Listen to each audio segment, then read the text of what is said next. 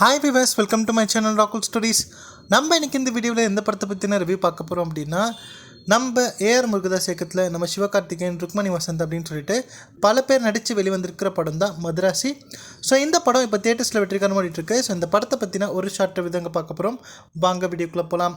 இந்த படத்தோட one line story என்னென்னு பார்த்தீங்க அப்படின்னா, சின்ன வயசில் நம்ம ஹீரோட அம்மா அப்பா இறந்து போயிடுவாங்க. இறந்ததுக்கப்புறம் நம்ம ஹீரோ தனியாக தான் வாழ்ந்துட்டு இருக்காரு.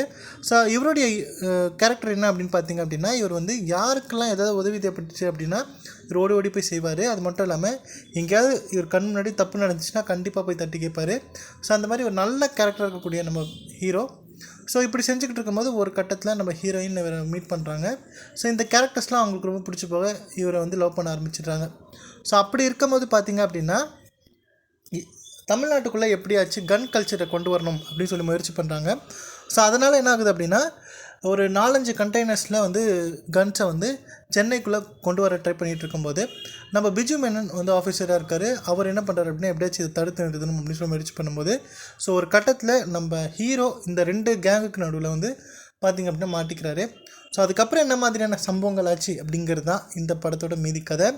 ஸோ என்னை பொறுத்த வரைக்கும் பார்த்திங்க அப்படின்னா, இந்த படம் ஒரு ஆவரேஜான ஒரு படம் அப்படின்னு தான் சொல்லுவேன். ஏன்னா இந்த ஃபஸ்ட் ஆஃப் முழுக்க பார்த்திங்க அப்படின்னா, இந்த ஒரு கதை அப்படிங்கிறது ரொம்பவே வந்து ரொம்ப ஏதோ அப்படின்னு கொண்டு வந்துட்டாங்க. ஒரு செகண்ட் ஹாஃபில் ஸ்டஃப்பே இல்லை. ஒரு கட்டத்தில் நம்ம ஹீரோயினை வந்து வில்லன் குரூப் வந்து கடத்தி வச்சுருக்காங்க. ஸோ அந்த வில்லன் குரூப் நினச்சிருந்தா அசால்ட்டாக வந்து கொண்டிருக்கலாம். நம்ம ஹீரோவுமே பார்த்திங்க அப்படின்னா அதில் ஒரு வில்லன் மொத்தமாக ஒரு 3 வில்லன்ஸ் இருக்காங்க. ஸோ அதில் ஒரு வில்லன் பார்த்திங்க அப்படின்னா நம்ம ஹீரோ எப்படியாச்சும் போட்டு தரணும் அப்படின்னு சொல்லி முயற்சி பண்ணுறான். அவர் மேலே அவ்வளோ கொலவெறியாக இருக்கான்.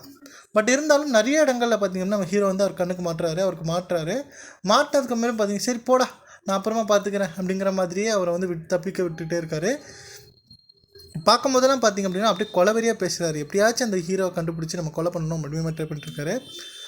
ஸோ ஆனால் அதெல்லாம் பண்ணாமல் இவர் வந்து பார்க்கும்போதெல்லாம் டைலாக் பேசிட்டு இல்லை கன்லலாம் சுட மாட்டேன், ஆனால் கத்தியால் தான் வெட்டி சாகடிப்பேன் அப்படிங்கிற மாதிரிலாம் அவர் வந்து இது பண்ணிகிட்ருக்காரு.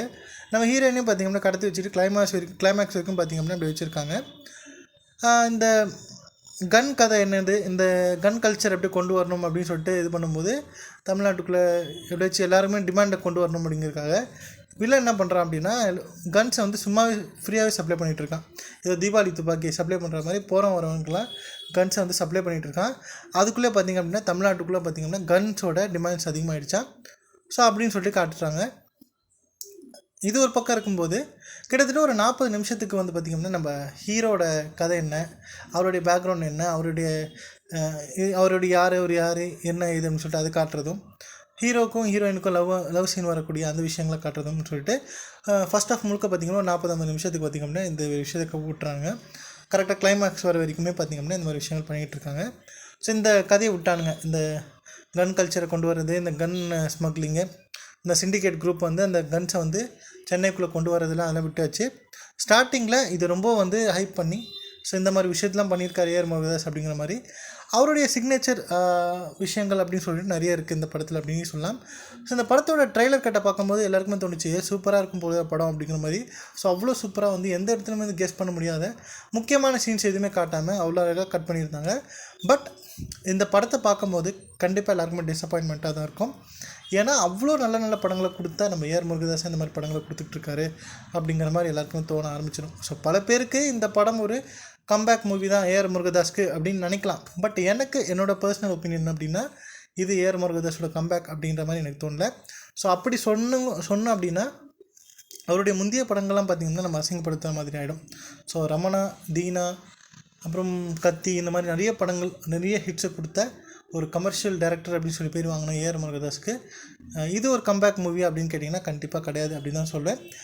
சிவகார்த்திகேயனாக இருக்கட்டும், நம்ம இந்த ஹீரோயின் ருக்மணி வசந்தாக இருக்கட்டும், மித்து ஜமாலாக இருக்கட்டும், அவங்களுக்கு கொடுக்கப்பட்டிருக்க அந்த கேரக்டர்ஸை சூப்பராக பெர்ஃபார்ம் பண்ணிருக்காங்க. பெர்ஃபார்மன்ஸ் வைஸ் பார்த்திங்க அப்படின்னா எந்த ஒரு குறையும் சொல்ல முடியாது. டேரக்டர் என்ன சொன்னாரோ அதே மாதிரி எல்லாருமே பெர்ஃபார்ம் பண்ணிருக்காங்க. 100% அவங்களுடைய கொடுத்துருக்காங்க அப்படின்னு தான் சொல்லலாம். நிறைய எமோஷ்னல் சீன்ஸில் நம்ம ஹீரோ ஸ்கோர் பண்ணிட்டு போயிட்டுருக்காரு. ஏன்னா அந்தளவுக்கு சூப்பராக பெர்ஃபார்ம் பண்ணியிருக்காரு. மித்து ஜமால் எப்போ நம்ம கத்தி படத்தில் பார்த்தோமோ அதே ஃபிட்னஸோட, அதே அழகோட, அதே சாமோட இந்த படத்திலும் அப்படியே இருக்கார். பார்க்கும்போது ரொம்ப ப்ளசண்ட்டாக இருக்குது. இன்னும் சொல்லணும் அப்படின்னா மித்து ஜமால் வந்த சீன்லாம் பார்த்திங்கன்னா நம்ம ஆடியன்ஸ் வந்து அந்தளவுக்கு சந்தோஷப்பட்டாங்க. அந்தளவுக்கு வந்து விசில்லாம் அடித்து சந்தோஷப்பட்டுருந்தாங்க. ஸோ கண்டிப்பாக இந்த படத்தை ஒன் டைம் போய் பார்க்கலாம். ஃபேமிலியோடு கண்டிப்பாக இந்த படத்தை போய் பாருங்கள்.